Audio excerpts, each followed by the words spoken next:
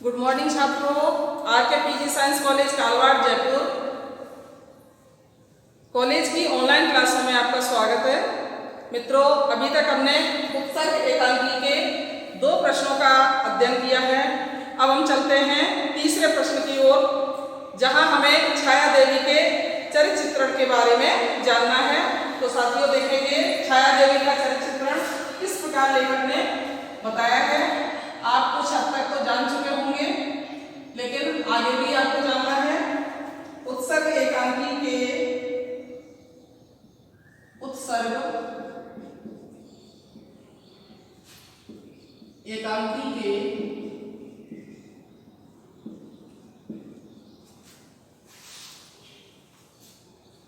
स्त्री पात्र छाया की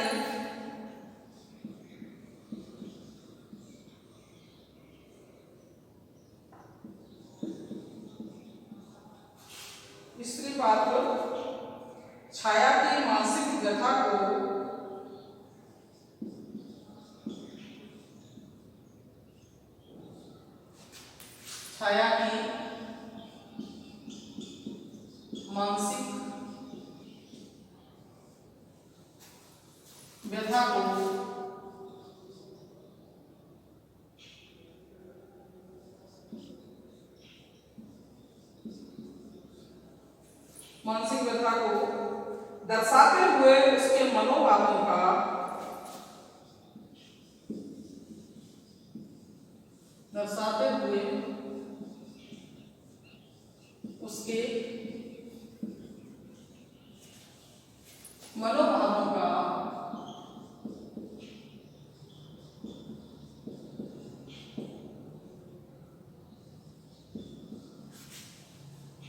विश्लेषण कीजिए।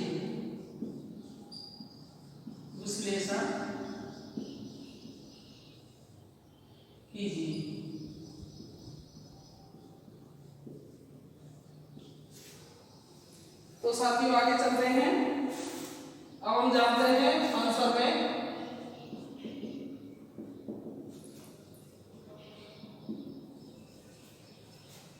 छाया देवी का चरित्र चित्रण और मनोभाव।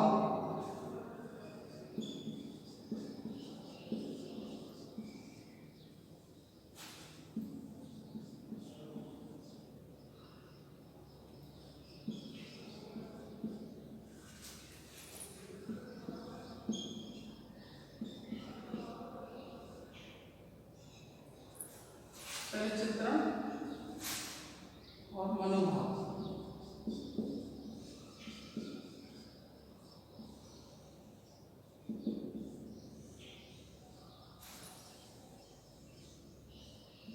तो साथियों, आगे देखते हैं इसके पॉइंटों को। पॉइंट नंबर 1, मोहग्रस्त एवं ईर्ष्यालु। मोहग्रस्त एवं ईर्ष्यालु।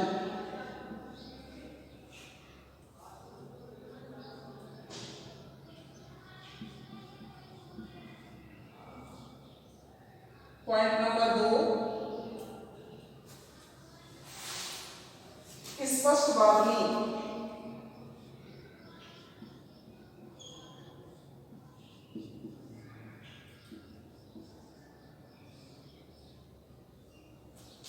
पॉइंट नंबर 3, प्रतिहिंसा की भावना से ग्रस्त।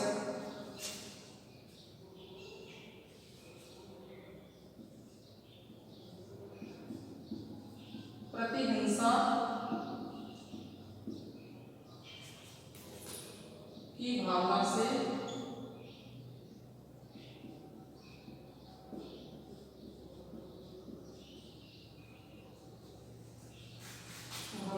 ग्रस्त।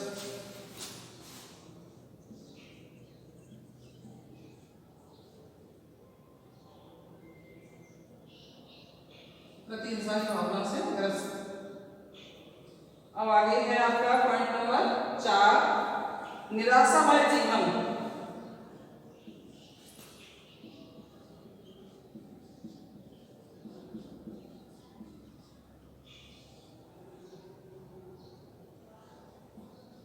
निराशामय जीवन। Point number 5, doctor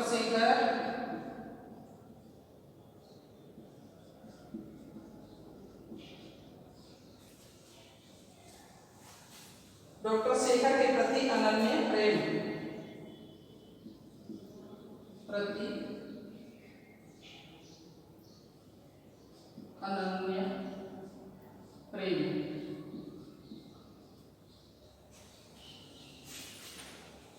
point number 6,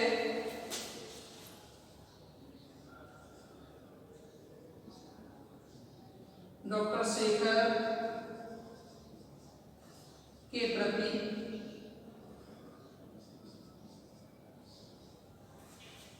आक्रोश भावना।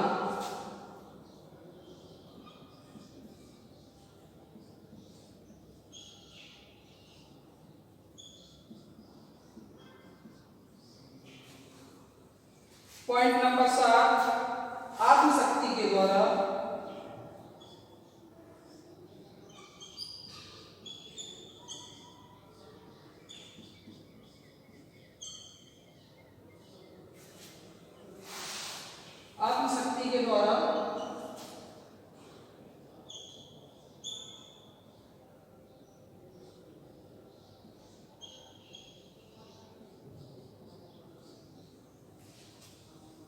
डॉक्टर शेखर को दंडित करना।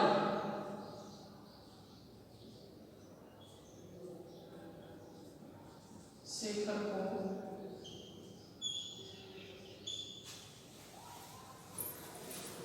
दंडित करना।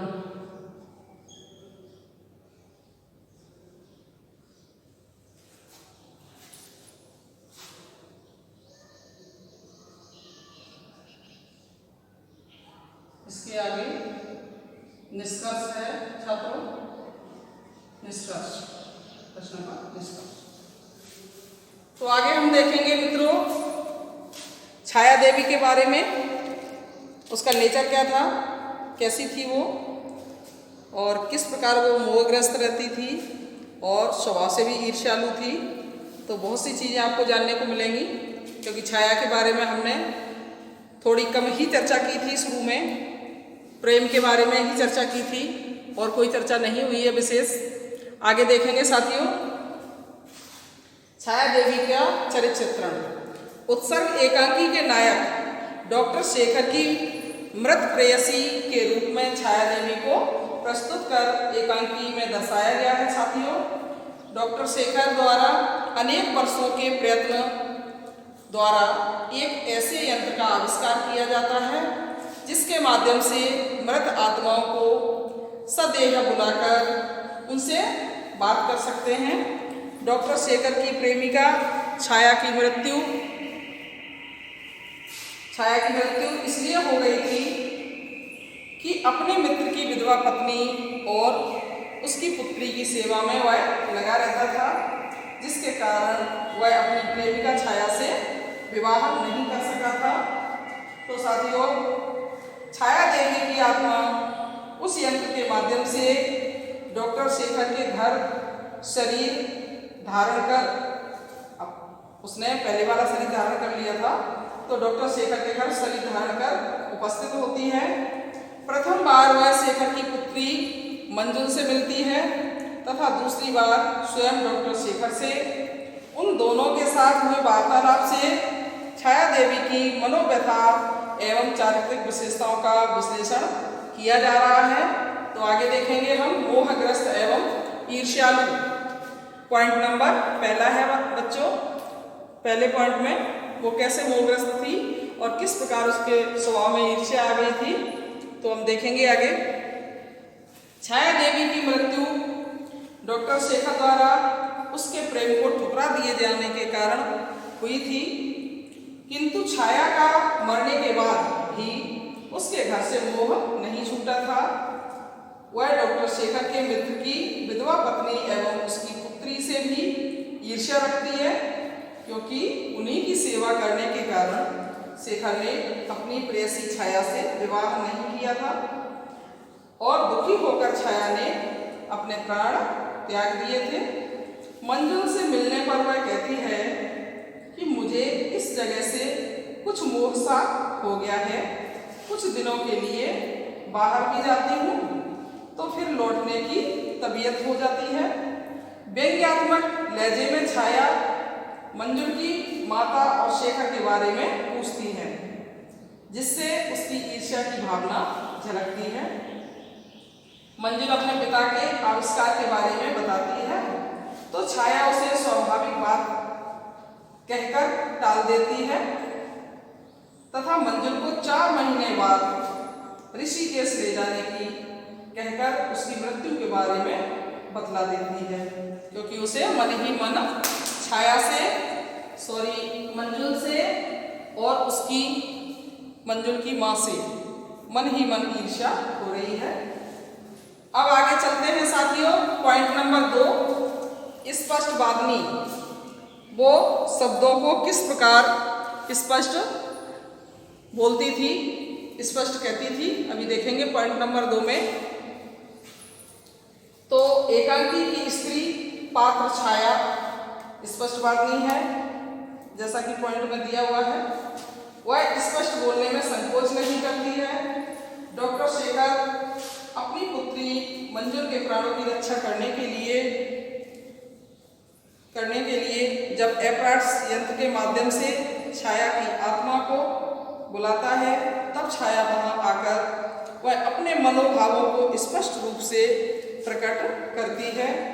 जीवित रहते हुए वह कितनी संकोची स्वभाव की थी, लेकिन मरने के बाद उससे भी अधिक स्पष्ट कहने वाली हो चुकी थी। डॉक्टर शेखर जब अपनी पुत्री के प्राणों की भिक्षा मांगता हुआ छाया का स्पर्श करना चाहता है तो छाया की मानसिक वेदना टूट पड़ती है और वह शेखर से स्पष्ट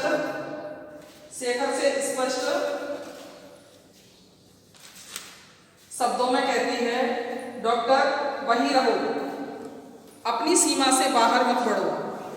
मैं तुम्हारे संसार की स्त्री नहीं हूं, मुझे तुम छू नहीं सकते। छूने का परिणाम बहुत भयंकर होगा डॉक्टर, सावधान, मुझे मत छुओ। ऐसा कहके वह उसे वहीं रोक देती है। साथियों, अब हम चलते हैं पॉइंट नंबर 3 पर।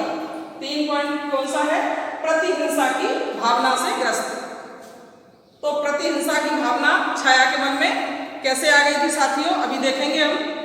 तो प्रतिहिंसा की भावना से ग्रस्त थी वो।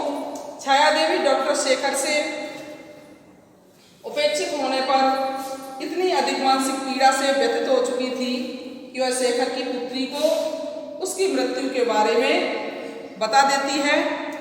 जिस प्रकार छाया ने अपने जीवन को जलाते हुए समाप्त कर लिया था, उसी प्रकार प्रतिहिंसा की भावना से वह डॉक्टर शेखर के जीवन को भी समाप्त करना चाहती है। जब शेखर उससे कहता है कि क्या अंतरिक्ष में जाकर भी तुम्हारी प्रतिहिंसा समाप्त नहीं हुई, इसका प्रत्युत्तर देती हुई छाया कहती है कि तुम्हें अपने कार्यों का पुरस्कार मिलना चाहिए। तुमने मेरे प्रेम को ठुकराया है, तुमने मुझे वचन देकर भी मुझसे विवाह नहीं किया, तुमने मुझे सपने की तरह हंसकर टाल दिया और मैं नींद के अंधेरे में तड़पती रही। इस प्रकार उसके मन में शेखर के प्रति प्रतिहिंसा की भावना फूट फूट कर भरी हुई थी। वो बहुत ही व्याकुल थी, बेचैन थी।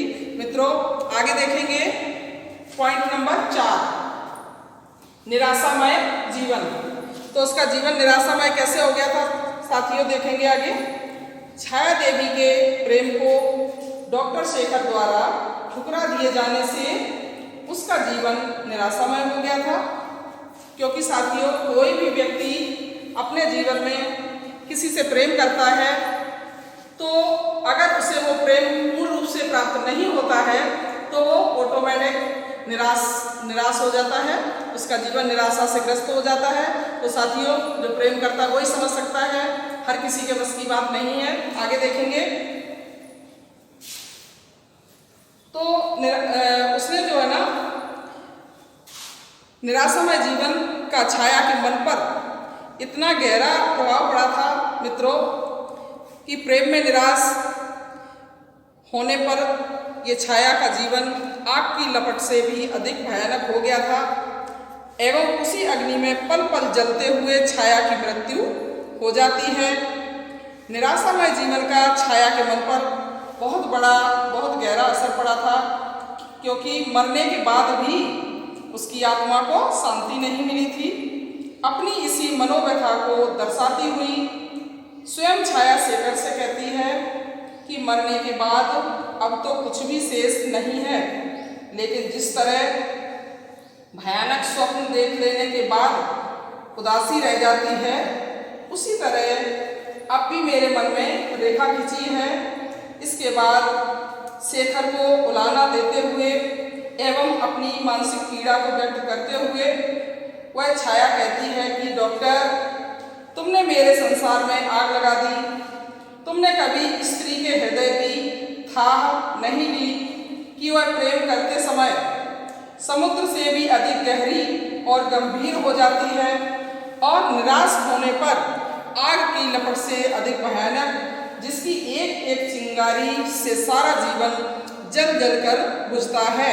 मित्रों, जिससे उसे बार बार जलना पड़े, इस प्रकार छाया के इस कथन में उसके निराशामय जीवन की वेदना स्पष्ट रूप से झलकती है। तो साथियों, जब उसको अपना प्रेम नहीं मिला तो वो निराश हो जाती है और अपने आप को समाप्त कर लेती है।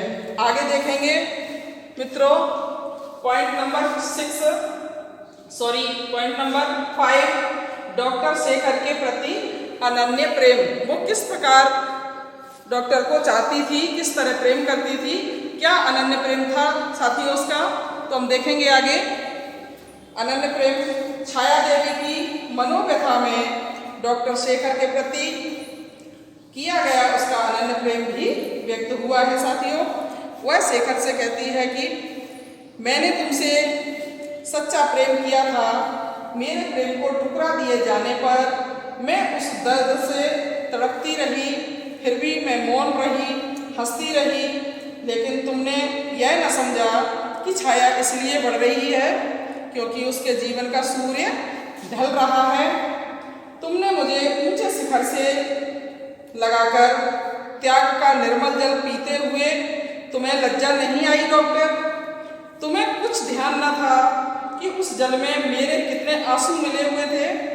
इस प्रकार छाया की मनोव्यथा एवं सच्चे प्रेम को जानकर डॉक्टर शेखर कहता है कि मैं नहीं जानता था देवी कि तुम्हारा प्रेम इतनी सीमा तक पहुंच चुका है।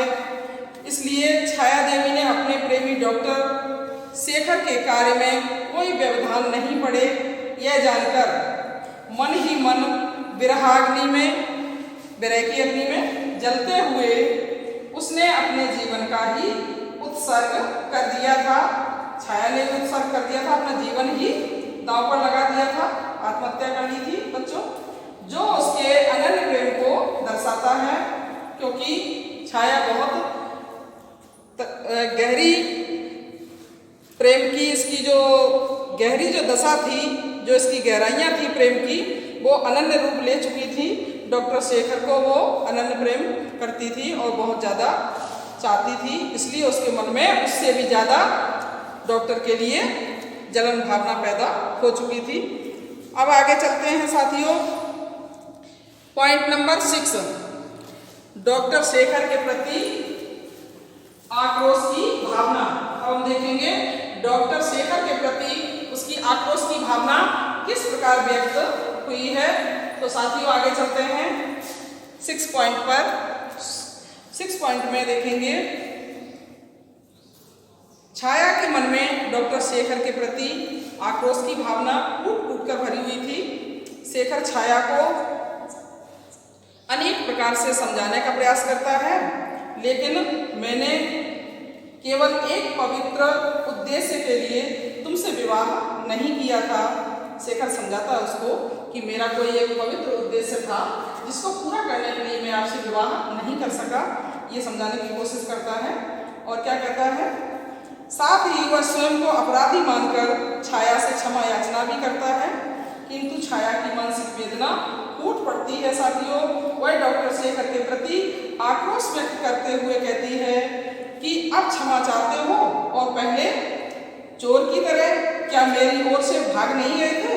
तुम कायर भी थे, तुम्हारे भीतर आशंकाएं भी थी, डर भी था, साहस नहीं था कि तुम मेरी ओर देखकर स्पष्ट बात कहते।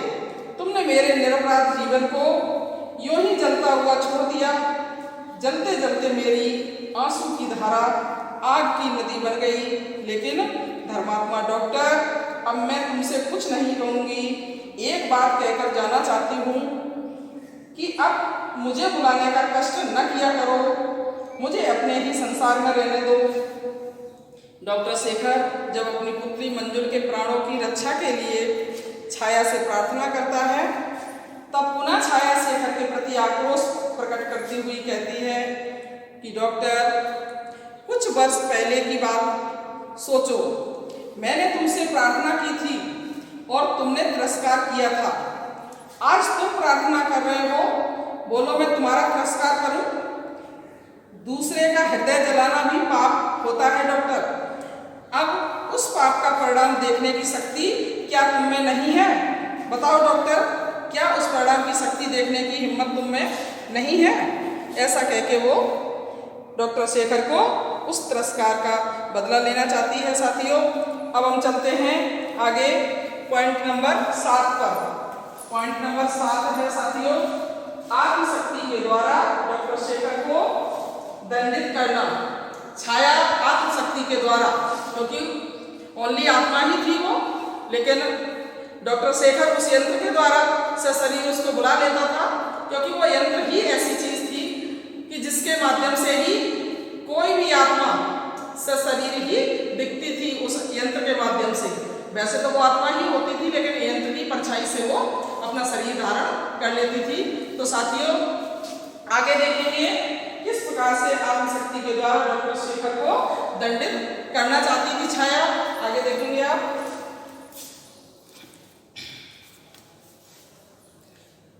छाया देवी के लिए मन में शेखर के प्रति इतना आक्रोश भर गया था कि वह उसे दंडित करने के लिए उसे अपने जीवन की सारी साधना और तपस्या के बल पर बनाया गया यंत्र एपरार्ट्स को नष्ट करने के लिए विवश कर देती है।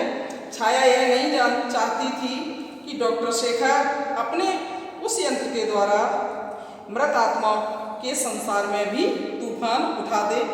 वह मृत्यु के रहस्य को जानकर सृष्टि के नियम में बाधक बने। डॉक्टर शेखर जब छाया की आत्मा को नष्ट करने की बात करता है तो छाया कहती है कि डॉक्टर, यह बात फिर से मुंह पर मत लाना, आत्माएं नष्ट नहीं होती हैं। अंत में छाया डॉक्टर शेखर को दंडित करने हेतु कहती है, डॉक्टर, तुम अपनी सीमा से बहुत आगे बढ़े जा रहे हो।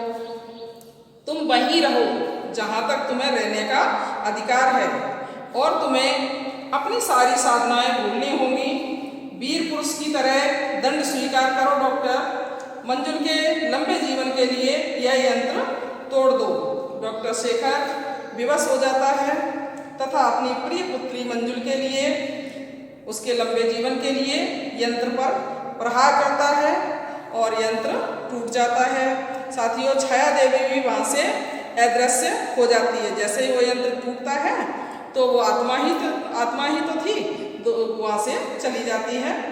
आगे देखेंगे साथियों निष्कर्ष में बताया गया है, यह स्पष्ट किया गया है कि छाया देवी अपने प्रेम में निष्फल हो जाने से तथा डॉक्टर शेखर द्वारा उसके प्रेम को ठुकरा दिए जाने से अत्यधिक आहत हो जाती है। उसके प्रत्येक कथन से उसकी मानसिक व्यथा की तीव्रता प्रकट होती है। साथियों छाया देवी की मानसिक वेदना डॉक्टर शेखर के सामने फूट पड़ती है। उसका जीवन निराशा एवं विरह की अग्नि में तड़पते हुए नष्ट हो जाता है।